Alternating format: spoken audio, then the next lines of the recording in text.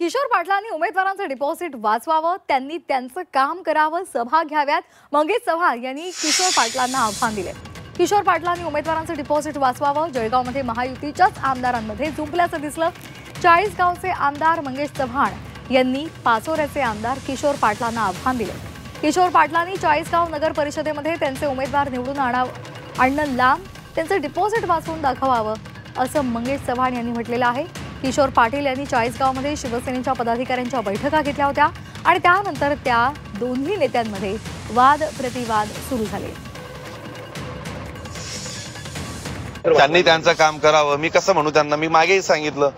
आता मी इथं आलो भुसावळला, आमच्या पक्षाचं आम्ही काम करतोय. संजय भाऊ चाळीसगाव आले, त्यांच्या पक्षाचं ते काम आम्ही दोघं तिथं करतोय.